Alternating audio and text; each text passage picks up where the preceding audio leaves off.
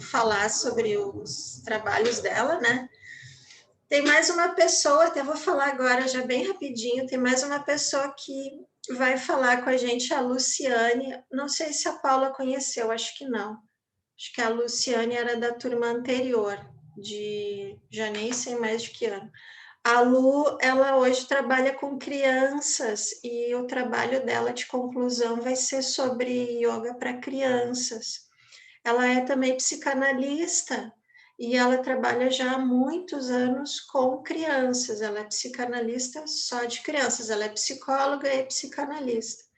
E aí ela vai aparecer uma dessas quartas-feiras, mas eu vou deixar para um pouco mais adiante, para a gente estudar um pouco agora. É a Lu Batinha, aquela super fortezinha? Isso, tu fazia aula com ela, né? É essa aí mesmo. Oi, Xande. Então, a Lu vem falar da experiência dela, dos cursos que ela fez para yoga para crianças, que é bem legal. Que a gente já tem a Cris, que hoje também me avisou que não vai poder estar aqui, porque está na escola que ela trabalha com crianças, né? Que ela dá yoga e meditação. Então, acho que a Lu vai dar um depoimento bem legal. E por ela ser psicóloga, psicanalista, ela aprofundou bastante, assim, né, os estudos dela nisso, né, para continuar trabalhando com criança. Então, ela tem um feedback muito grande, né, de trabalho com criança. Acho que vai ser bem legal. Então, vamos fazer o nosso mantra, que aí depois a gente já entra direto no assunto jejum, porque tem gente que só assiste o início do vídeo e quer ver logo o assunto principal. Aí a gente fala de jejum, aí a gente vai conversar um pouco, e mais adiante eu vou propor uma meditação hoje, que na verdade é uma meditação para a gente soltar, mas que também vocês façam algumas reflexões interiores sobre tudo que a gente vai falar. Não vai ser uma meditação de silêncio, né, como a gente normalmente faz. Eu não vou compartilhar o mantra, vou fazer o Mahamitri o mantra, porque eu já deixei a apostila no ponto eu vou mutar vocês aqui, no ponto dos Kriyas, né, que é o estudo de hoje, atividades de purificação. Então, vai lá, fecha um pouquinho os olhos. Relaxa um pouquinho na cadeira, no sofá, na cama, onde você estiver sentado, sentada. Conta 5 respirações completas. Quando você termina de expirar, esvaziar os pulmões, você conta.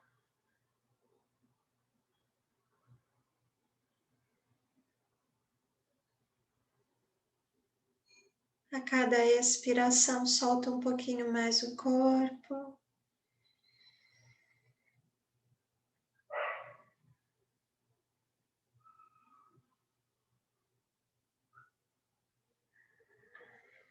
Então, une palmas das mãos em frente ao peito.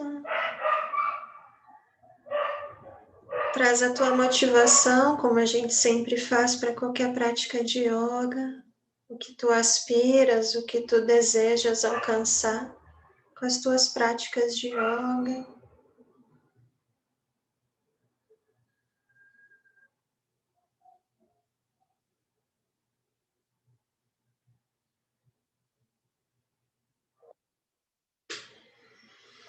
Então, a gente já dedica os méritos criados pelos nossos estudos, pela nossa prática, para que nossas aspirações e desejos se realizem o mais rápido possível.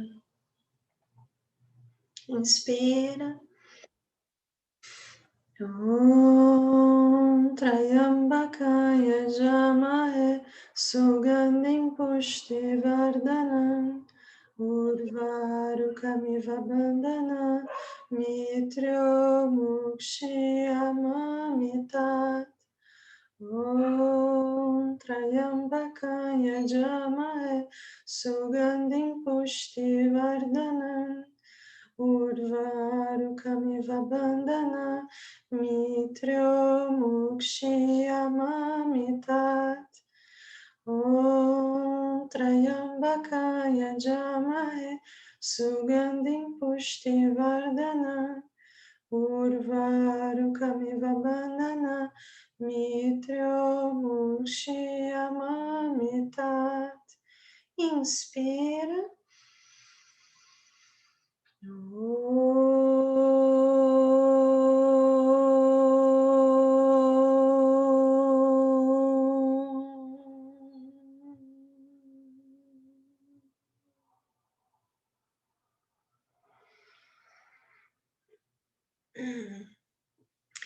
Então, início auspicioso. Deixa eu ver se eu consigo desmutar vocês. Sim.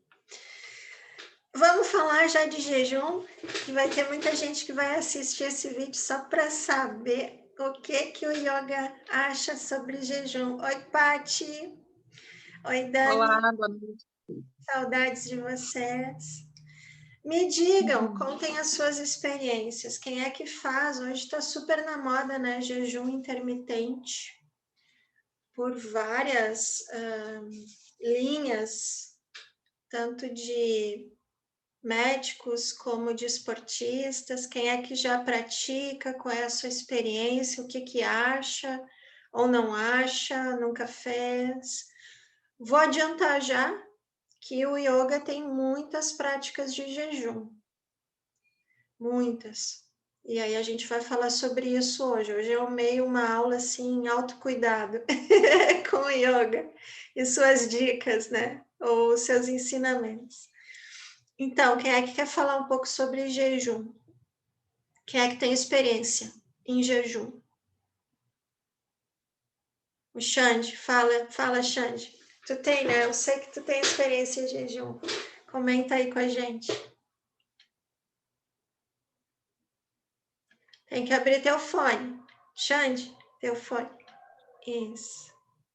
Eu tenho uma proximidade muito grande com o pessoal da área da saúde, com nutricionistas, com médicos, fisiologia, a gente sempre procura estar inteirado, né? Então, o meu primeiro contato com o jejum foi sobre o trabalho do Shimori Oshuni, que ele é um japonês, que ele foi prêmio Nobel de Fisiologia, né?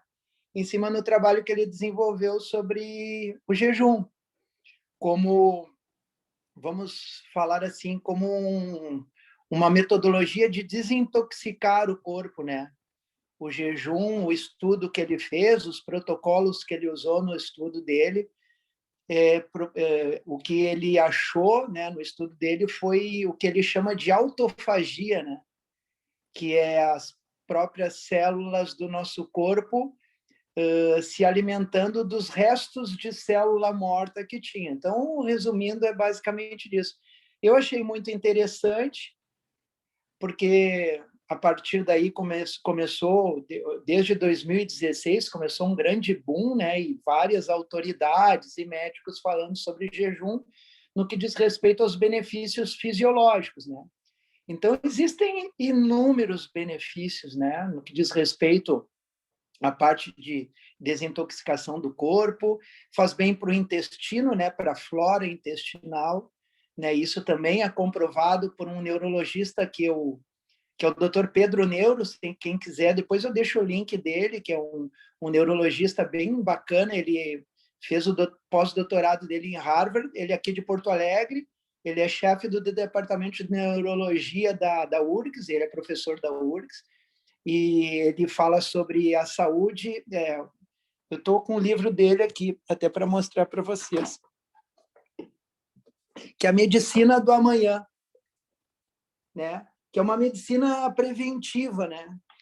E tudo começa, a nossa saúde toda começa pelo intestino, né? Sobre a permeabilidade, isso aí já é um estudo já do século passado, do inglês, que é o Novo, que estudava também, ele tem uma literatura muito importante dele, que é o segundo cérebro, né? Então, ele também falava sobre a permeabilidade do intestino. Então, a grande maioria do que a gente coloca para dentro nos dias modernos, as pessoas que não têm muito esse alcance ou acesso à informação, não é alimentação. As pessoas, elas consomem produtos alimentícios, né? Que são coisas embaladas, com conservantes, acidulantes. A próprio trigo, ele vem já com uma modificação genética. Isso tudo não faz muito bem para a flora intestinal e proporciona para a nossa permeabilidade do nosso intestino não filtrar para o sangue coisas que deveriam ser filtradas. Bom, o jejum faz muito bem para o intestino, ele revigora a flora intestinal. Né? Sem falar para o cérebro, ele ativa o cérebro, porque o jejum ele é como um exercício físico, ele acessa o nosso cérebro reptiliano, que são os centros mais primitivos que a gente tem no cérebro da gente, que ligam um sinal de alerta. Vamos supor, o homem antigo, ele não tinha alimento a toda hora à disposição dele. Ele tinha que sair para caçar, ou ele tinha que sair para cavar, para coletar, né? E muitas vezes esses alimentos não estavam aí, e não era por causa de fazer jejum que ele não conseguia sobreviver. Muito pelo contrário. Quando tu está em jejum, acende uma luz vermelha lá no teu cérebro reptiliano, que é a luz de alerta, onde tu melhora o teu raciocínio, melhora a tua cognição, melhora a tua coordenação motora. Isso aí, existem vários estudos, não de agora, sobre jejum, da ciência, falando sobre a fisiologia do jejum. E eu comecei a me inteirar e a praticar, e realmente é uma coisa absurda o que a tua atenção melhora, a tua cognição, a tua assimilação, a tua disposição no teu dia a dia melhora. Isso não falando da parte neurológica, né? Eu faço protocolo de 16 horas e de vez em quando eu faço de 24 horas também. Né? O de 16 horas eu estou fazendo umas 3 vezes por semana. E o de 24 horas, geralmente, uma vez ou duas, ou de 2 meses, eu faço uma vez de 24 horas. Me faz muito bem. A minha nutricionista é contra. Eu converso bastante com ela, porque um dos meus principais objetivos é manutenção e ganho de massa muscular, que depois dos 50 anos, depois dos 45 anos de idade, tu começa a perder massa muscular, né? Então, minha nutricionista é contra. Não faz, não faz, não faz. Mas daí tu tem que botar na balança e ver o que é bom para ti, né? E me sinto muito bem. Me sinto muito bem fazendo jejum, me sinto muito ligado, atento, atenção, assimilação de coisas que eu leio. É bizarro o negócio. Falando assim, parece que... Né? Quanto ao lance espiritual, eu não tenho muita experiência assim, no que diz respeito ao lance do espírito em relação ao jejum. Eu sei que é praticado por muitas e muitas religiões e filosofias, isso já há milênios, até muito antes da ciência estudar, né? Mas do que eu leio assim, no que diz respeito à parte fisiológica, depois eu posso botar um vídeo do japonês, prêmio Nobel, no grupo também, sobre fisiologia. É um videozinho curto, muito didático, que explica o trabalho do Yoshimori. Eu me sinto muito bem. Show de bola, obrigada, Xande. Bota o vídeo lá pra gente depois. É super bom esse apoio da ciência, assim, né? Para o que o pessoal já fazia há 10 mil anos atrás. Quem mais já fez jejum aí? Mais alguém? Nunca experimentaram? Pois então, vamos pular aqui para a parte do yoga. O que o yoga vai falar? O yoga é muito simples. Vocês lembram dessa partezinha aqui? Hoje a gente vai falar sobre tudo isso para explicar por que a gente chega no jejum, no yoga, né?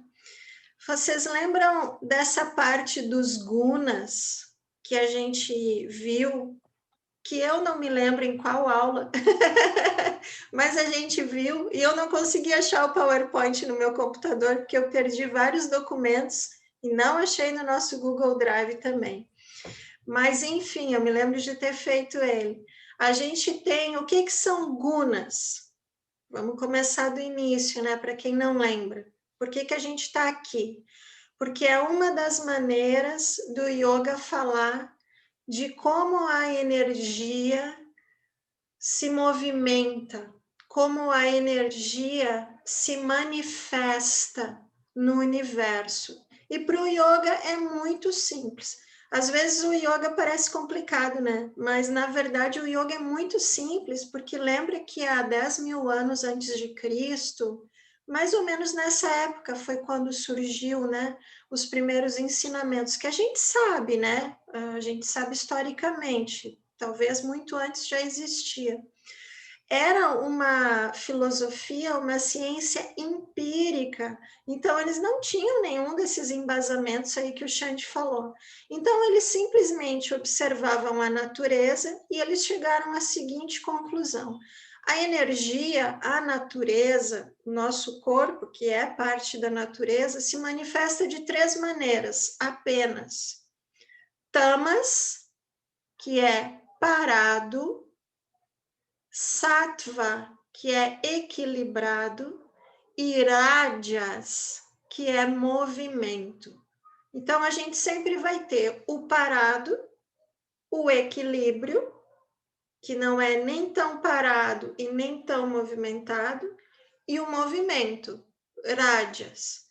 O yoga, aí o que eles perceberam? Bom, como a gente se sente melhor? A gente se sente melhor em sattva, é sânscrito, né? Em equilíbrio. Tanto que tem muita escola de yoga, eu tenho uma amiga... Ai, parei que a minha cadeira faz barulho quando eu me mexo.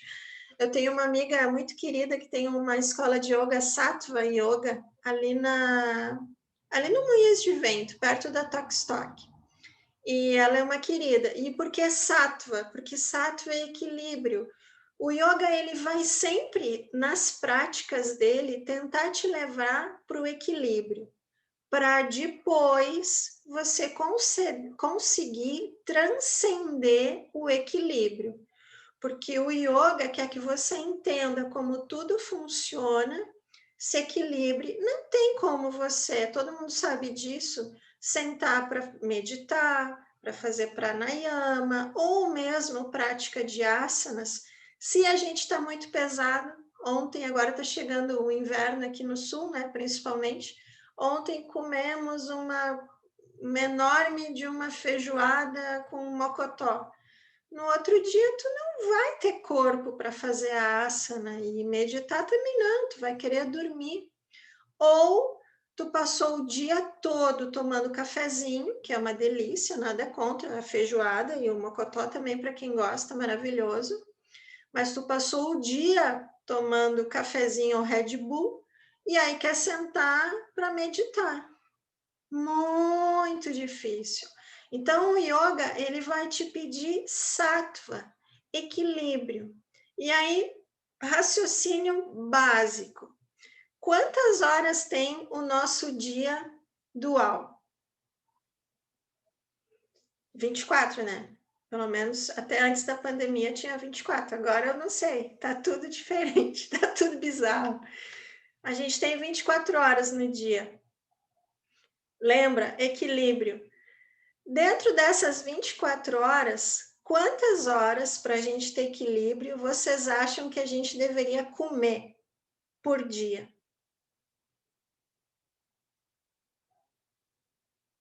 Qual é o ponto de equilíbrio? Fala, Paty. Tá fechado. Chutando 8. Quase. Chutando Quase. 8. Quase. Menos ou mais? Mais. O equilíbrio. Quando tu tem por exemplo, eu quero equilibrar a minha caneta Bic aqui. Eu vou tirar até a tampa. A metade. Então, eu pego, se eu quero equilibrar ela em cima de uma coisinha, eu vou apoiar no meio. Então, num dia de 24 horas, que é o nosso dia, né, dual, a gente deveria comer 12 horas. Então, se tu acorda às 7 da manhã, tu come até às 7 horas da noite. E depois tu não come mais. E não precisa nem beber também, porque o yoga vai pedir também que tu durma. E durma bem, e durma bastante, pelo menos no início. Quando a gente virar grandes praticantes, mas somos praticantes iniciantes, né? Mas quando a gente virar grandes praticantes, se fala que há menos necessidade de sono, porque a energia ela está mais equilibrada e tu não gasta tanta energia como a gente gasta. A gente desperdiça energia, né? A gente desperdiça energia com Netflix, com Facebook, né? Ali tem um gasto de energia. Não pensa que o nosso cérebro, todo o nosso corpo não está trazendo atenção para aquilo e tal. Quando a gente está um pouco mais equilibrado, a gente despende menos energia, então a gente gasta menos energia durante o dia para fazer as mesmas coisas, então tu pode dormir um pouco menos. Dentro de um relógio biológico saudável, tá? Não estou entrando em exceções de idade, de saúde, de velhice, parará, que o relógio biológico vai mudar todo aí. Estamos falando de pessoas medianas como nós aqui, dos 15 aos 60 e muitos, né? Que hoje o pessoal está indo longe com bastante saúde, mas pessoas com boa saúde, eu acho que ali aos 70 anos a coisa vai pesar e aí realmente esse ritmo vai mudar se tu tem uma saúde legal. Então é a mesma coisa, o yoga vai te pedir, come um tempo, e é tudo isso que o Xande falou, é o que o yoga vê.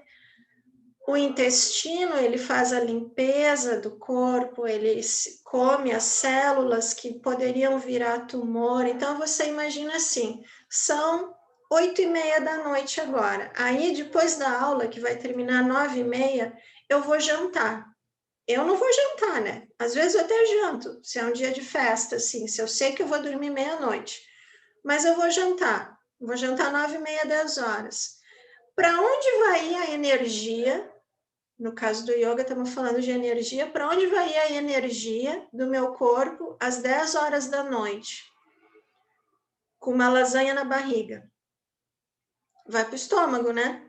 Vai para o aparelho digestivo. Aí o aparelho digestivo, se for uma lasanha de queijo, ainda de carne, vai demorar 3, 4 horas para digerir aquilo. Então, entra estômago, baço, suprarrenais, hormônios, intestino delgado, intestino grosso, tudo trabalhando. Quando tu começou a comer às 7 horas da manhã, com teu café da manhã, e o teu organismo vai parar de despender energia na tua alimentação meia-noite, 1h da manhã.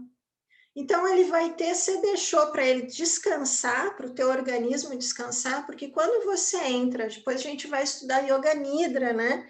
Que vai falar de sono profundo, sono com sonhos, que é muito legal.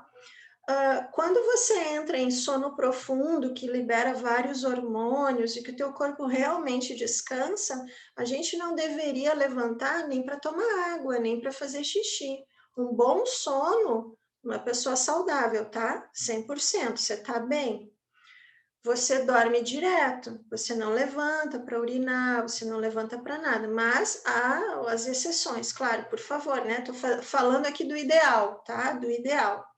Então, assim, você deixou da 1h da manhã até às 7 da manhã, se você tem a oportunidade de acordar às 7, né? Muita gente acorda às 6, 5, 6 horas, só para o teu corpo descansar. O teu corpo, os teus órgãos, sem contar liberações de hormônio e tudo mais, serotonina, barará, você desviou a energia toda para outro lugar. Quando à noite a energia deveria se espalhar e fazer todo o ciclo dela, restaurando todo o teu corpo. Então, sim, o yoga vai falar que você deveria fazer jejum intermitente todos os dias dessa forma. Então, se você come às 8 horas da manhã, a primeira refeição, você come até às 8 horas da noite e não come mais. E deixa o teu corpo descansar. Ele também fala, e a gente vai ver os crias, né? Cria, a tradução de cria é atividade de purificação. Aqui tem várias, né? Eu botei umas fotinhas na apostila ali, uns desenhos bem bizarros, assim, para vocês não esquecerem mais. O que ele fala também? que a gente deveria manter essas atividades de purificação com a alimentação. Então, em um mês, comendo comida sólida, 30 dias do mês você come comida sólida, você não precisa comer 15 dias comida líquida para achar o equilíbrio entre o sólido e o líquido. Mas você pode fazer, pelo menos, eu diria uma vez por semana, mas vai, a cada 15 dias, um dia só de líquidos, só de caldos naturais, faz um outro dia só de frutas. O yoga vai te pedir que desintoxique o corpo, porque lembra, para o yoga, o corpo, ele é a mente. Por isso que a gente mexe tanto o corpo e faz tanta coisa. Ele é a nossa mente. Só que ele tem uma autonomia da gente botar um monte de coisa para dentro pela boca. Por exemplo, a gente pode beber.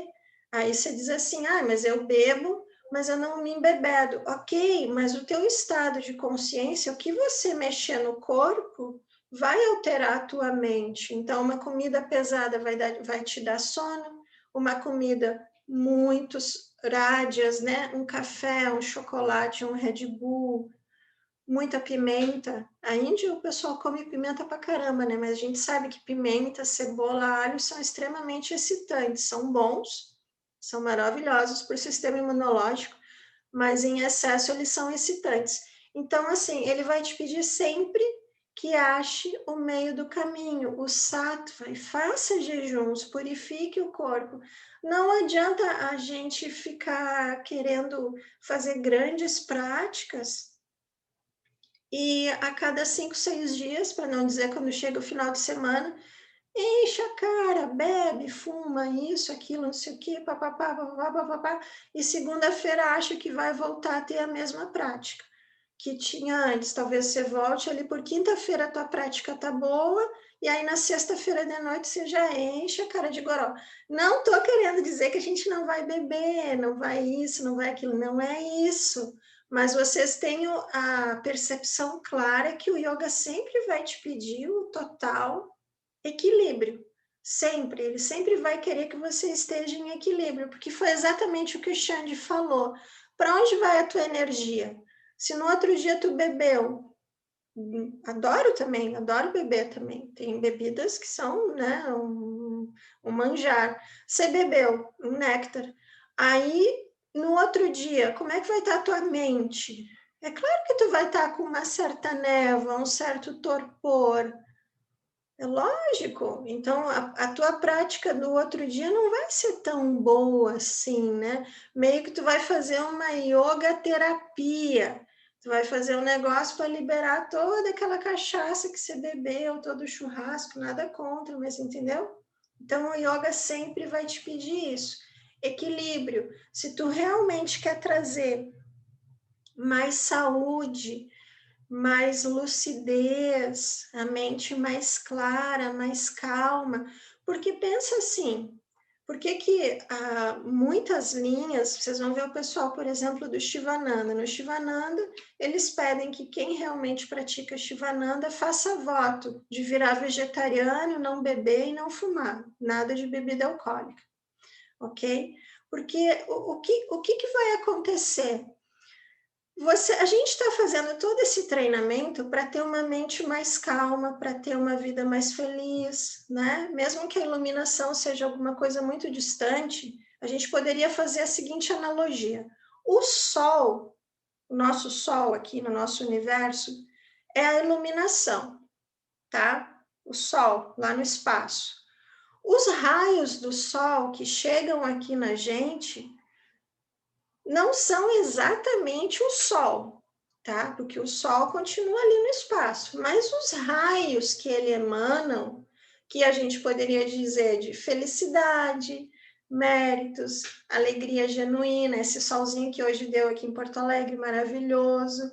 Nesses raios do Sol, da bem-aventurança, da felicidade, da saúde, que o yoga traz, que ainda não é a iluminação, a gente quer se banhar. Então, a gente procura sempre o sol. Mas aí, a gente faz tudo isso Vocês já pensaram assim, alguém chega para vocês e diz assim, olha só, o negócio é o seguinte, nessa rua aqui que vocês vão passar amanhã, tem um monstro. E esse monstro vai tentar pegar vocês toda vez que vocês passarem. Pode ser o monstro da raiva, dos ciúmes, da inveja, do apego, sei lá do que, tá? Aí alguém vem e avisa, ó, tem um monstro ali na esquina, se cuida quando passar. Aí tu diz, beleza, tem um monstro ali. Aí ele vai dizer assim, ó, mas se você estiver bem, você vai passar reto do monstro e não vai dar problema. Beleza. Aí você vai para casa e diz, tem um monstro na esquina, mas eu tenho um fardinho de cerveja que eu comprei e eu vou tomar porque hoje está muito quente. No outro dia, quando tu passar pelo monstro, tu não vai correr tão rápido quanto tu corria, entendeu? Que aí surge os ciúmes, a inveja, o apego, não sei o que, todos os venenos da mente, e a gente está meio assim, atordoado, assim, ai, o que era para fazer mesmo? É para responder, é para bater, eu já não sei muito bem se é para correr, é para que lado que eu corro, se eu vou para cima, se eu fujo, o que foi que o cara disse mesmo do monstro? Entendeu? A mente atordoada, ela é um perigo. Agora, falando sério, na nossa idade aqui a gente já sabe, né? Lembra daquela minha amiga que acabou casando porque tomou um tragolé gigante, né? A mente atordoada é um perigo. Então, o yoga vai te pedir cuidado. Qualquer coisa que mexa com a sua mente, que você consome, pode ser comida, pode ser café, pode ser o que for, chimarrão demais. Cuidado, vai alterar. A gente está tendo o maior cuidado de se liberar e soltar todos esses venenos, mas quando você deixa a mente meio em torpor, esses venenos, é como se você baixasse a guarda, os venenos chegam mais fácil, porque você não está atento. Uma coisa é você estar atento ao monstro, não, eu trouxe até a lanterna, eu trouxe até um cabide para bater nele, se o monstro vier, eu sei o que fazer. Não, eu estou meio que nem sei direito de que, onde é que eu deixei a chave do carro, como é que é mesmo? É monstra, não sei, pronto, aí ferrou, né? Então é isso, o yoga sempre vai te pedir equilíbrio. Então vamos falar aqui o primeiro parágrafo na apostila dos crias. Opa, parei que eu abri aqui no meu computador, vou compartilhar aqui com vocês. Que aí a gente continua olhando ali algumas coisinhas. Então, isso aqui é a página 215 da apostila de vocês. Shat karmas. Shat é 6 e karmas. Vocês sabem, uma das traduções para karma, a gente usa tanto, né? Karma, karma, meu bom karma, meu mau karma, meu bad karma. Uma das traduções para karma é atividade. Então, são as 6 atividades que o yoga sugere de purificação. Uma das traduções de kriya é purificação. Tanto que existe uma linha que a gente pode dizer que ela nasce no Hatha Yoga, mas ela dá uma subdivisão que eles denominaram Kriya Yoga, que é um yoga extremo. Vocês vão achar que é um yoga que só fica vomitando e fazendo enema. Não, não é. Muito pelo contrário. Eu tenho um livro maravilhoso de Kriya Yoga e é um yoga extremamente meditativo. Então, eles vão pela outra via. Lembra que o Hatha, ele sempre vai procurar o equilíbrio, né? Por isso ele usa o corpo, usa a mente, usa mantra, usa silêncio, usa visualização. Ele vai te trazer várias ferramentas. E aí ele traz essas purificações.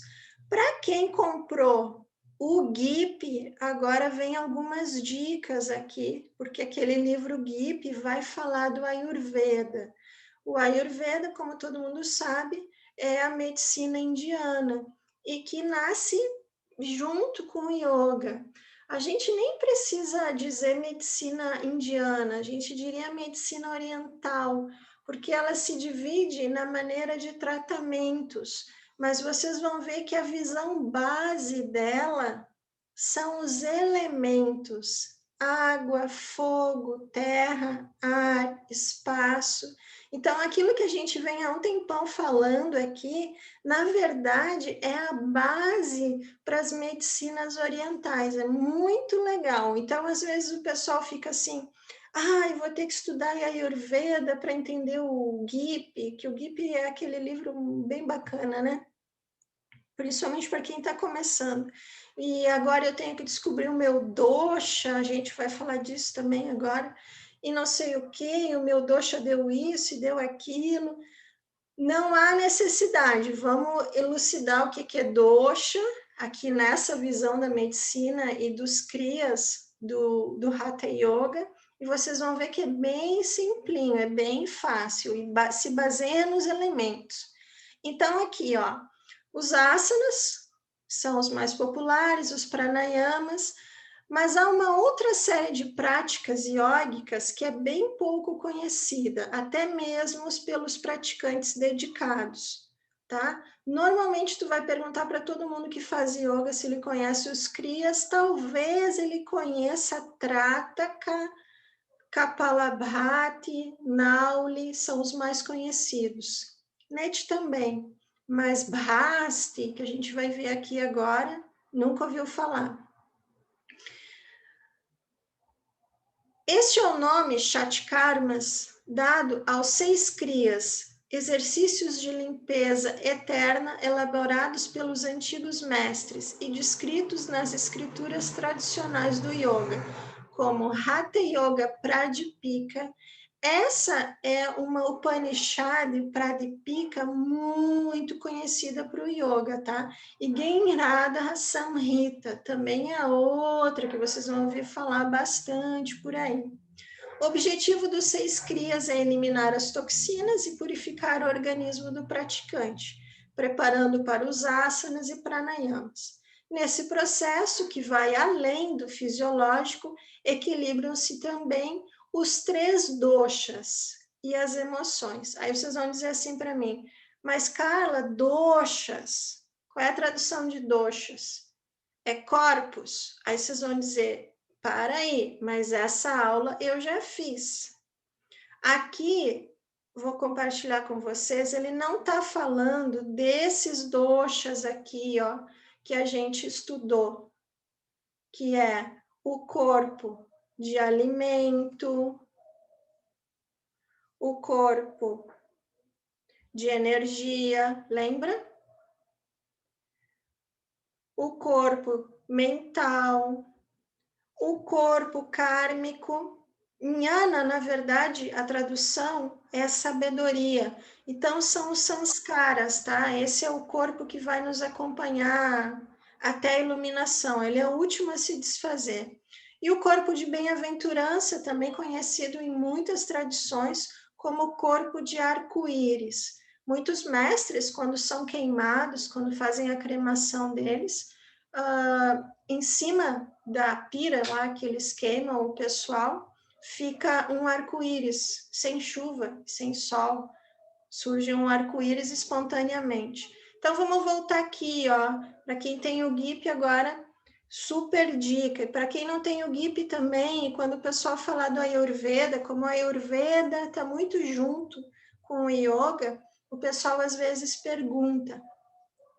Então, assim, ó, para o Ayurveda, que tradicionalmente é a medicina da Índia, porque a gente tem muitas outras medicinas, como a medicina tibetana, a acupuntura, que tem na China, e vários, Vietnã, em vários outros países do Oriente, a gente vai ter 3 doshas, que para eles seriam biotipos predominantes, tá? Então, assim, o que seria um biotipo predominante? Para eles, é a união de 2 elementos. Então, vocês, para quem tem o GIP, vocês vão ler lá. Paschimottanasana, não sei se é, tá? Não sei de cor isso, porque eu realmente não faço esse estudo. Eu um dia tive que fazer a opção de estudar ou Ayurveda ou acupuntura. E eu estudei bastante Ayurveda no início do yoga, porque eu achava muito legal já essa história de elementos, de doshas, que na minha época o pessoal não falava no yoga, não tinha nem montanha encantada ainda no Brasil, nada disso. Só que os tratamentos para o Ayurveda são tratamentos difíceis de você trabalhar como terapeuta, porque na medicina tibetana ou na medicina chinesa com a acupuntura, você consegue trabalhar na alimentação, que é uma das bases do Ayurveda, o que você come, por isso que a gente falou do jejum, mas eles trabalham muito com massagem, com óleos especiais, é bem complicado. Então, em um determinado momento, eu abandonei o Ayurveda e fui para a acupuntura, que é um trabalho bem mais simples, também mexe com alimentação, mas vai mais na questão dos elementos com agulhas e outras coisitas mais que a gente usa. Então, você vai ter aqui, ó, Vata, uma pessoa do biotipo Vata. É uma pessoa que tem mais predominante na sua constituição física e na sua psique, isso é muito importante, o elemento água e fogo. Uma pessoa Pita tem mais a constituição do elemento ar e éter. E uma pessoa Kapha tem mais a constituição da terra e da água. Agora vamos voltar para o nosso estudo. Isso é só para vocês saberem. Quando falarem de, o meu dosha, eu sou Pita. Por exemplo, eu, no caso, sou Pita Kapha. Eu tenho uma predominância de fogo extrema e um pouco de terra. Um pouco, mas muito pouco, quase nada, tá? Mas por uma questão de pele e tal, eu tenho um pouco de Kapha. A gente tem milhares de testezinhos na internet, você baixa lá, responde umas 30, 40 perguntas, e eles vão te dizer qual é o teu dosha predominante. Mas a gente consegue mais rapidamente, pelos elementos, simplesmente, perceber qual é o nosso dosha predominante. O nosso dosha predominante, ele varia com a idade, pouco, mas ele varia de onde tu mora, se ele se desequilibra ou se desequilibra. Por exemplo, vamos lá, pessoas de fogo, como é que são pessoas que têm a predominância no elemento fogo? Alguém me disse, a Kelly, né, estava lendo o livro do Tenzin Han, não foi, Kelly? Não, foi a Cris, foi tu, eu não sei mais. Sim, tô vendo daquele dos elementos. Isso. E aí, tu Sim. lembra alguma coisa de uma pessoa de fogo? Como é que é uma pessoa que tem o elemento fogo, assim, mais exacerbado? Uma pessoa ativa, com bastante energia. Isso. Então, pessoa de fogo, para ela se equilibrar, o que a pessoa de fogo acontece? É super difícil você taxar, tá? Porque a ideia é que todo mundo tenha todos os elementos equilibrados. Fica ligado nisso.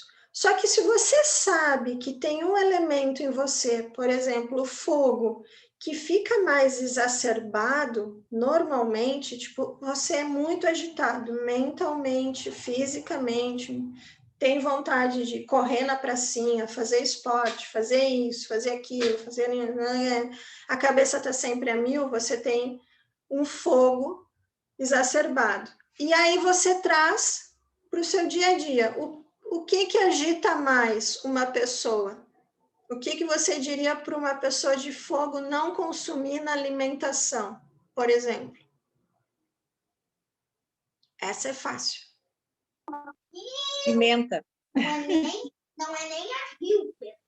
Pimenta, café, chimarrão. Tinha eu, Sonic. Então, assim, eu sou uma pessoa que tem a predominância de fogo, né? Então, café e chimarrão não me fazem bem. Eu tenho que estar muito bem equilibrada para poder tomar um café e não ficar excitada demais, de não conseguir dormir, de não conseguir parar de pensar, de não conseguir parar de me mexer na cama para lá e para cá, entendeu? Pessoa de terra, não dá para fixar a pessoa no elemento, porque o que o yoga tenta é te dizer, te liga no teu fogo, então acalma e equilibra, porque todo mundo tem todos os outros elementos também, mas tem um que dá uma exacerbada. Por exemplo, uma pessoa de constituição mais terra.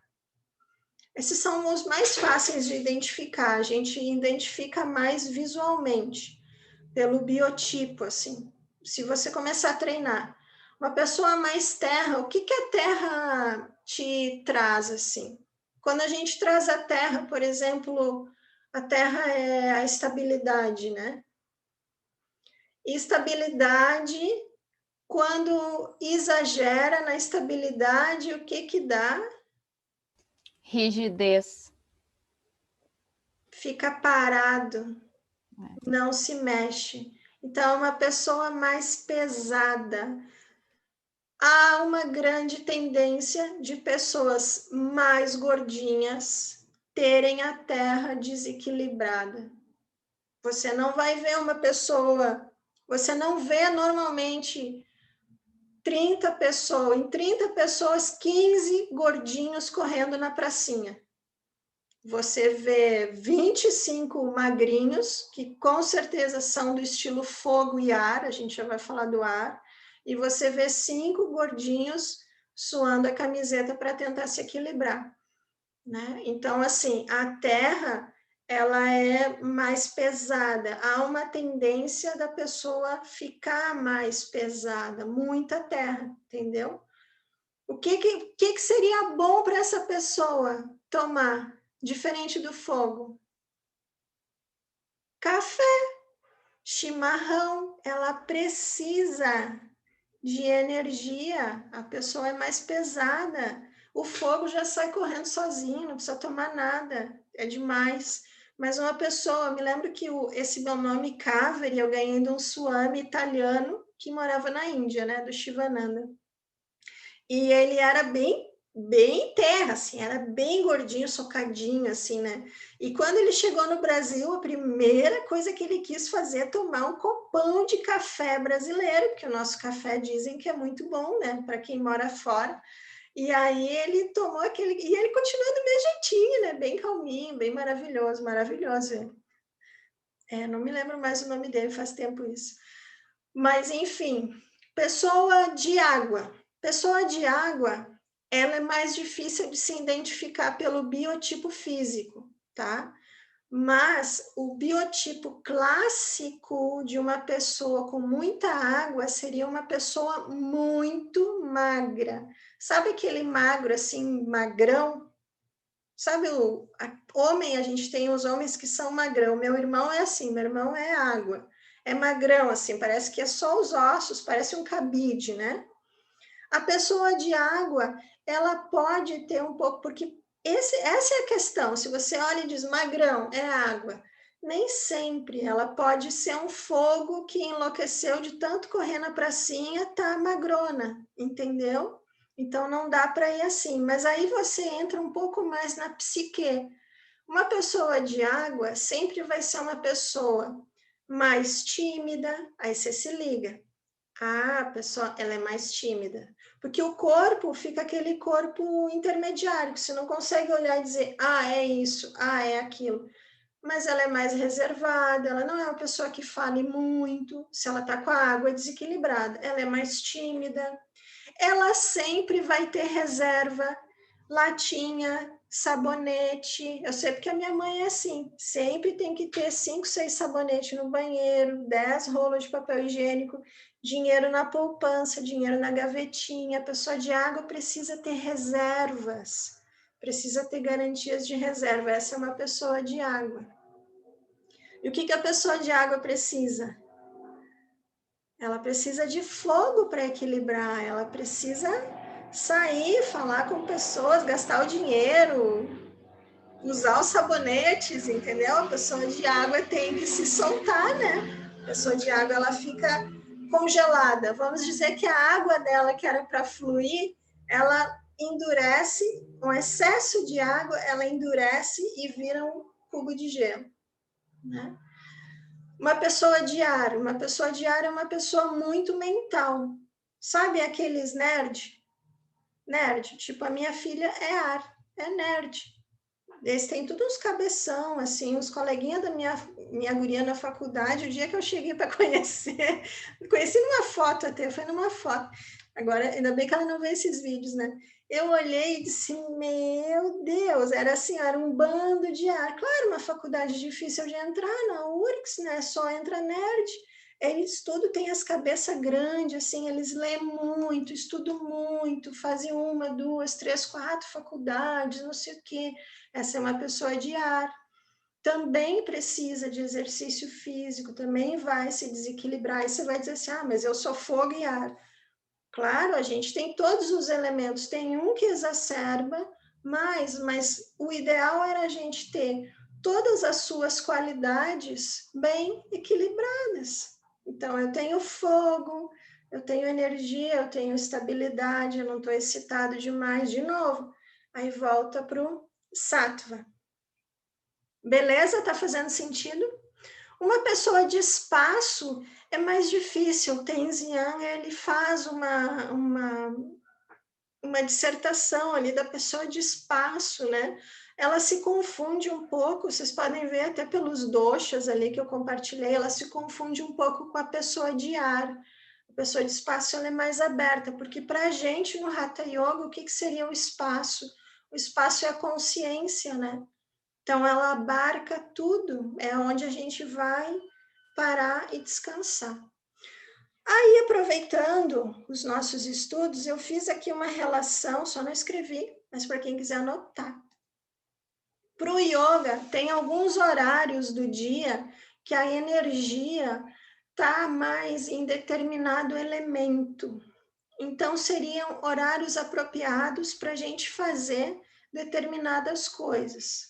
Por exemplo, vocês vão ver que tem muito a ver com o que a ciência hoje fala, né? A primeira coisa é, melhor horário de comer bastante, comer bem, das 7 às 9 horas da manhã. Então, como já é falado muito em várias dietas, quando você acorda, tome café como um rei, depois almoce como um empregado e jante como um mendigo, né? Então, de manhã, energeticamente, no período das 7 às 9, é o horário que melhor a gente assimila tudo que a gente comer. Exercício físico. Energeticamente, o melhor horário é 10 horas da manhã. Esse é uma utopia, mas enfim, de vez em quando a gente pode usar, né? Quem disse que sim, mas no final de semana vai que dá, né? Eu, por exemplo, tenho essa bênção, né? Então, eu só pratico yoga 9h30, 10 horas da manhã, eu faço a minha prática, que é o melhor horário para a prática de exercício físico. Vai ficar ali das 9 às 11. 10 horas é o pico de energia, tá? 10 horas é o pico. A melhor hora para a gente ter conversas e relacionamentos e encontrar pessoas queridas, amadas e principalmente não encontrar pessoas que a gente ainda não consegue desfazer a dualidade, é o meio-dia. Então, cuidem com quem vocês almoçam, o que vocês assistem ou escutam quando estão comendo. Meio-dia, ele é o horário do fogo. E o fogo, ele é muito essa coisa da troca, está muito ligado ao coração. E meio-dia realmente é o horário do chakra do coração. A gente deveria estar mais amoroso. Então, almoçar sempre numa frequência boa. Soneca. Na Espanha, né? Quem já foi para a Espanha sabe, né? O pessoal fecha até restaurante, né? É um negócio inacreditável. Tu não consegue almoçar, né? Soneca, às 2 horas da tarde. É o horário, para a medicina, a gente estaria falando do intestino delgado. É o horário que o teu corpo vai estar absorvendo todos os nutrientes. Então, 2 horas da tarde seria um bom horário para uma sonequinha. Das 2 às 3, meia hora já tá show, né? Hoje eu deitei por 7 minutos. Vocês vão rir de mim, né? Mas é que quando tu fica relaxando na tua respiração, quando eu olhei, eu disse assim, bom, eu estou fazendo um retiro com aquele meu pessoal da Califórnia, né? Então a aula começava às 2h30, eu tinha que tomar banho, não sei o que, papapá. E aí eu disse, eu tenho 7 minutos, eu vou deitar até a 1h30, né? E aí eu botei meu despertador 7 minutos. Aí 7 minutos, se tu fica na respiração, é uma eternidade. Já contou quantas respirações dá para fazer em 7 minutos? Às vezes eu fico no Instagram, passa 20 minutos e parece que... mas eu nem olhei nada aqui, né? Mas 7 minutos relaxando é uma dádiva. Eu digo, nossa, eu voltei. Eu disse, não, eu não vou me mexer, eu vou deixar tocar. Quando tocou, eu disse, ai, parece meia hora, 40 minutos. Pronto, aí fui fazer tudo que eu tinha que fazer, né? Agora, uma coisa assim, até a Paulinha vai dizer, bah, era a hora que ela dava aula de yoga. O horário que a gente não deveria fazer exercício físico é das 6 às 7 horas da noite, que é o horário que todo mundo dá aula de yoga, que todo mundo vai para academia, que todo mundo sai para caminhar. Energeticamente, não é um horário. Esse seria o horário, não precisava ser uma soneca, mas talvez você jantar, fazer um lanchinho, se vai jantar mais tarde, mas ficar mais quietinho, porque existe uma baixa na energia, às 6 até às 7 horas, 8 horas, 7h30, existe uma baixa em toda a energia. Sabe quando o pessoal sai do trabalho e acha assim, ai, tô morta, tô morto. Até tá, do dia todo cansado, mas às vezes se tu perceber em casa, mesmo que tu tá assim bem tranquilo, esse é um horário que dá uma baixadinha, assim, é normal. Horário do pôr do sol, né? Dependendo da estação. Então há uma baixa de energia natural, a gente deveria diminuir o ritmo. Então, até sentar no carro, dirigir tranquilo, ou no ônibus, ou o que for, mais tranquilo, tu pensa, bom, agora é um horário que eu não deveria estar fazendo nada, nem estudando, nem na academia, nem não sei o quê. Então, eu vou ficar bem tranquila que eu estou de acordo com o ciclo de energia. E dormir seria das 8 às 10 da noite. Também utopia para muita gente, né? Mas esse seria o horário que a gente deitaria, dormiria, e o ciclo energético até o outro dia, 6, 7 horas da manhã, estaria completo. Então, esse seria o horário, né? Se vocês olharem lá a propaganda do retiro de yoga, eu, diferente da maioria dos retiros que a gente começa às 5h30 da manhã, eu digo, não, vamos seguir um horário na boa, né? Até porque a ideia do retiro é todo mundo ficar bem, né? Sair bem. Então, vamos, acorda acho que 7, sei lá, eu botei despertar às 7, então aí come meio-dia 1, não sei o quê, dorme cedo. Então, segue, faz yoga, o yoga de asanas, faz de manhã, de tarde faz restaurativa, faz outras coisas, que é mais ou menos o que a gente faz lá no sítio, né? Aí vocês vão dizer, é utopia. Pode ser para alguns, mas pode virar um desejo, né? Aí, eu queria que a gente terminasse... Eu queria falar uma coisa que eu esqueci de falar ainda, viu? Eu não esqueci que eu dei as deidades para vocês, e até eu queria saber se na próxima quarta-feira alguém já pode falar da sua deidade um pouco, para a gente já casar com o mantra. Abre teu mic, Paulinha.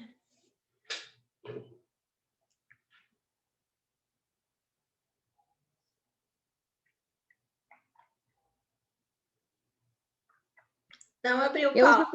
Agora abriu. Agora sim.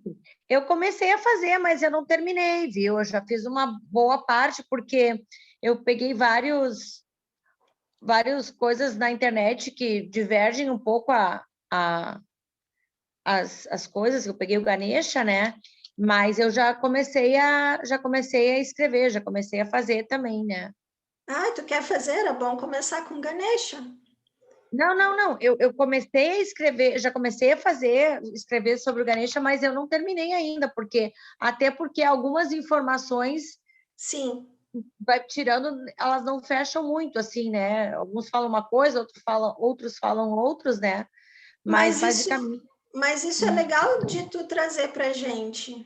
As divergências das informações, assim, sabe? Sim. Se tu... Eu escrevi uma página e meia dele, por enquanto, não tem tanta coisa assim, né? Ah, mas já é bastante. Outra coisa, Carla, a gente também não terminou nosso questionário, né? A gente não terminou de fazer. Não. Eu dei uma parada, assim, só para a gente dar uma revigorada nos ânimos, né? Mas eu sei, eu tenho até anotado aqui, a gente ia revisar os 8 angas, yamas e niyamas e não sei o que, parará, né? Mas eu achei que agora a gente precisava estudar uma coisa nova, assim, para dar um gás, né?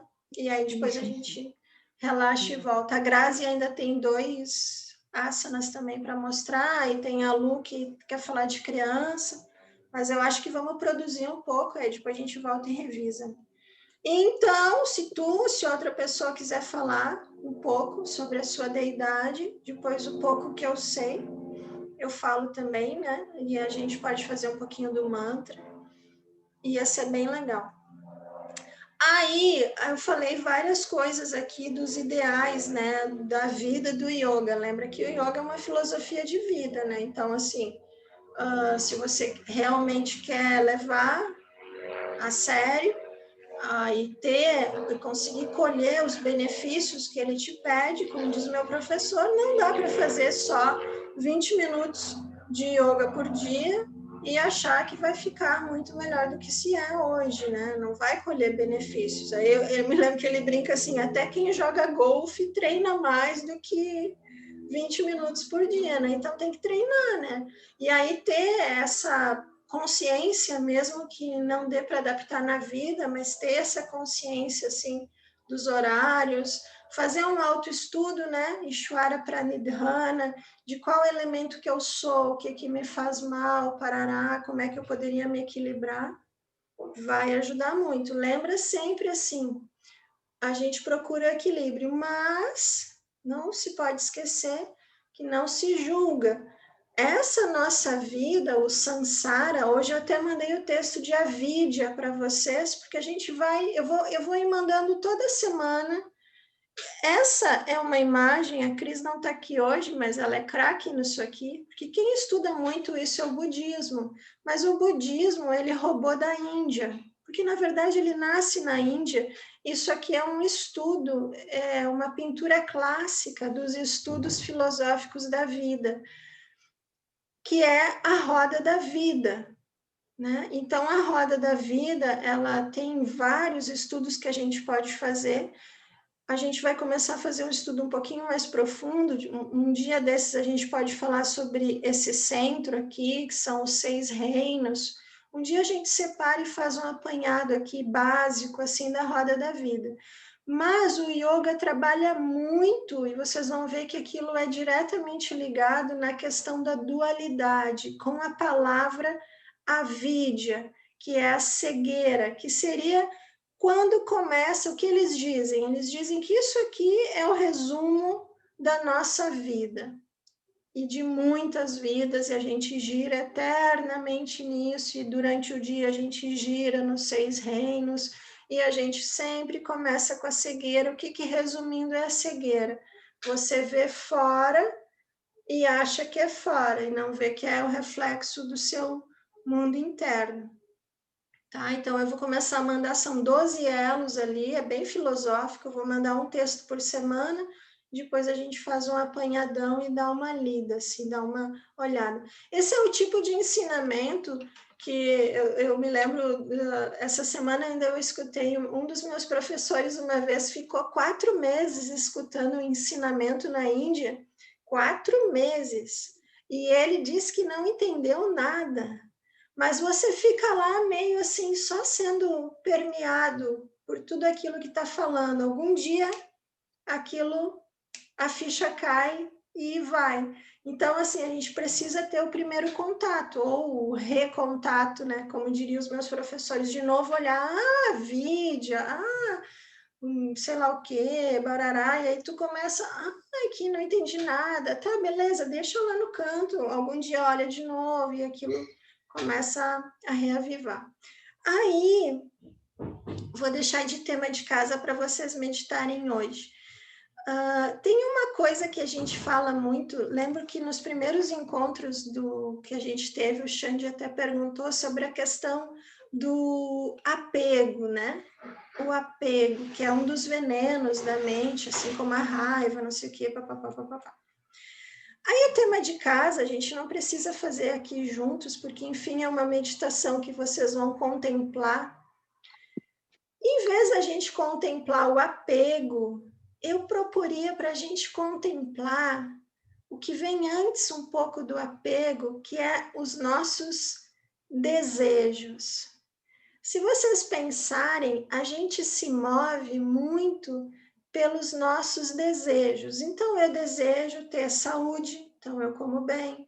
Eu desejo ter um bom casamento, então eu tenho um bom relacionamento com uma pessoa bacana, eu trato ela bem. A gente se move pelos nossos desejos, né? Vocês estão aqui, todo mundo quer ficar mais feliz, então eu faço yoga, eu tenho o desejo de ficar mais feliz. Bacana. Podem ser as nossas aspirações de coração, mas na dualidade, primeiro que o yoga vai dizer que tudo que a gente quer, a gente já é, né? Mas, na dualidade, o desejo pode ser uma prisão. O desejo pode ser alguma coisa que leve a pessoa por muitos anos a sofrer. Porque a pessoa deseja, por exemplo, hoje eu ainda escutei isso, deseja ter um bom relacionamento amoroso com outra pessoa e não consegue. E já está no 6º casamento, ou na 6ª relação séria. Eu até vou parar de gravar aqui agora para o pessoal, para eu poder falar uma coisa aqui. Gente, eu não falo das minhas pacientes, eu só de vez em quando.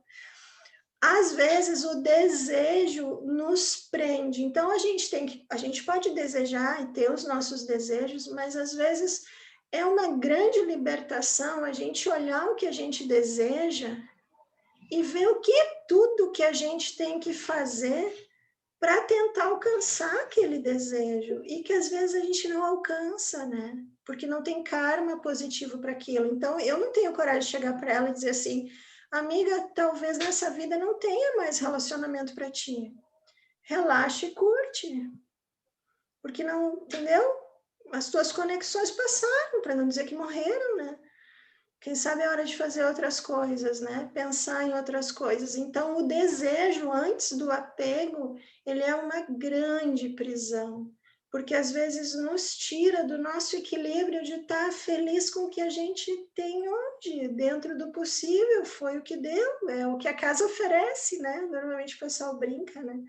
Então, essa reflexão profunda sobre olhar os nossos desejos e todas as nossas movimentações para isso é muito libertador, muito libertador. Às vezes a gente tem desejos que a gente nem sabe por que deseja e olhar com profundidade, né? Por exemplo, a Paulinha fala, eu loira, eu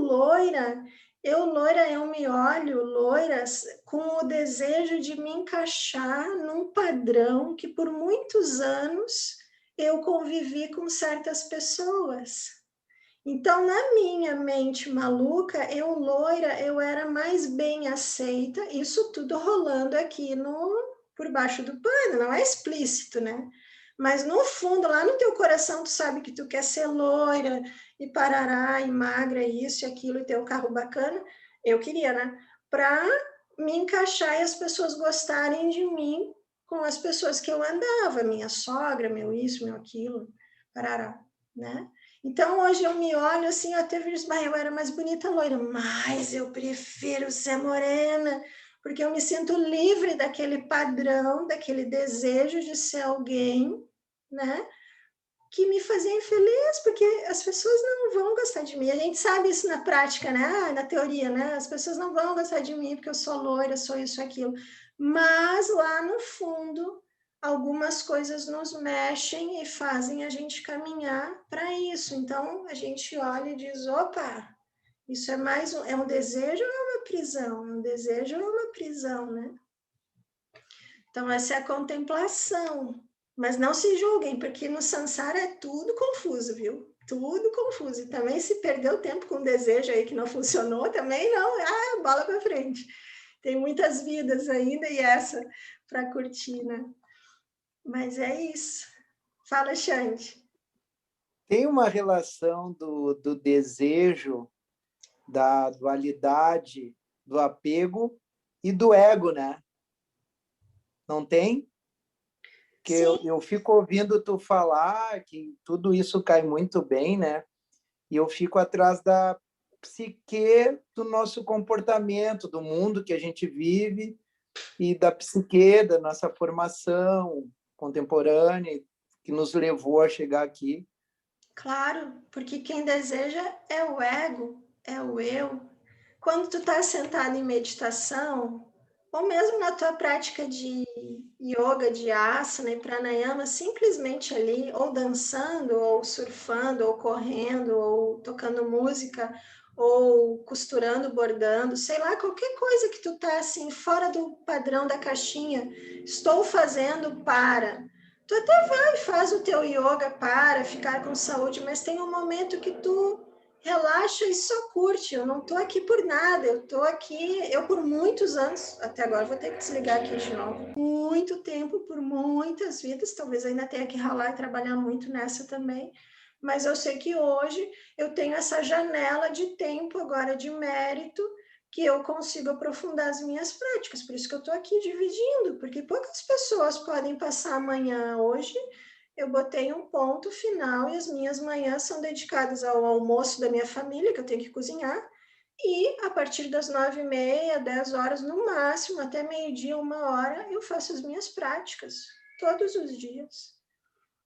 Enquanto as coisas continuarem bem, eu tenho essa janela. Quem pode fazer isso? É uma bênção, né? Mas por muito tempo eu podia fazer isso. Eu pude fazer isso quase a vida toda e eu me sentia culpada. Olha como a gente tem... É difícil se encaixar, né? Porque então nessa hora que tu tá, que eles chamam de fruição, tu tá ali só curtindo e fazendo, ali não tem um eu desejando nada, ali tu tá trifeliz, ali tu tá tri bem. Aí quando tu te levanta, vem a mente dual e diz, ai, mas bem que eu podia ter um carro melhor, putz, mas aí não vou mais poder fazer yoga de manhã, vou ter que sei lá o que, dar aula e não sei o que. E aí, não, é maravilhoso ter um carro bom, mas aí tu para e não, mas um carro bom, com IPVA bem caro, um seguro caríssimo, um carrinho mais ou menos, e eu faço yoga todo dia. Eu faço yoga todo dia, que o meu seguro é bem baratinho. E aí, assim, só que às vezes tu é levado pela corrente e tu tem que comprar um carro bom. Eu, quando cheguei na praia esse ano, meu irmão tem um carro muito bom, a minha cunhada gosta muito de carro. Aquilo chegou a me deixar meio assim, eu tenho um carro bem assim, mais ou menos hoje, né? Já foi legal, mas hoje é mais ou menos, né? E meu irmão tem um carro do ano, automático, não sei o que. Eu fiquei meio assim, né? Será que eu tô muito louca, né? Aí eu pergunto pra minha guria, né? Eu tô muito louca. Não, mãe, não, vende o carro e vai viajar. Ela é mais pirada que eu, né? Vende o carro e vai viajar. Anda de Uber. Eu, tá, beleza, então, já relaxei. Mas a sociedade te bota todo um padrãozão, né?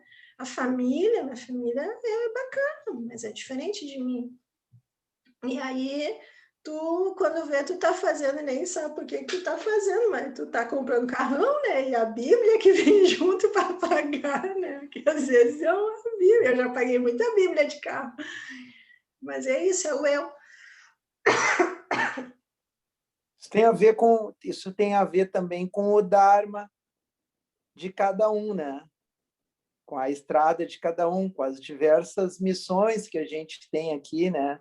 A nossa estrada, né? Nossa estrada tem a relação com a saúde, a relação com o trabalho, a relação com o dinheiro. Cada um tem um dharma diferente, né? Eu acho que é muito difícil tu cobrar isso das pessoas, principalmente quando as pessoas são novas.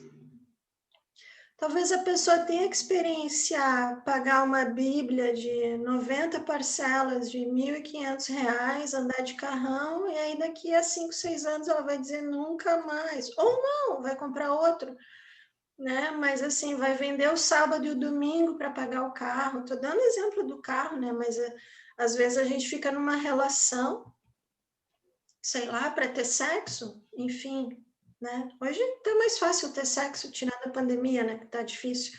Mas, né? A gente mantém umas coisas assim, fica casada para manter a casa boa, não sei o quê. Né? Tem um monte de coisa que se faz, né? Fica num trabalho ruim porque o salário é bom. Quem já não fez isso, né? E aí a gente tem que olhar, dar um passo atrás e dizer, mas quem é que está querendo isso? Quem é que na real está querendo isso? E normalmente quem faz essa virada fica meio fora do padrão, aí o pessoal olha torto, aí tu já duvida, puxa vida, será que eu não devia mesmo estar casada e não sei o que, ter filho e ter uma vida decente de uma pessoa direita, né? Não, passou 6 anos viajando pela Índia e fugiu da faculdade, entendeu? Então, aqui a gente já pode ter essa maturidade de olhar e dizer, mas e aí, realmente, o que está me impulsionando na vida? É isso. Ishwara Pranidhana, autoestudo. Então, vamos dedicar, amores, que tem que dormir às 10 horas. Que os méritos do nosso encontro se expandam e toquem a todos. Que todos os mestres e professores que propagam essa mensagem tenham longa vida. E que todos nós estejamos livres de pensamentos negativos, o obstáculo mais destrutivo. Inspira. Om Shanti, Shanti, Shanti.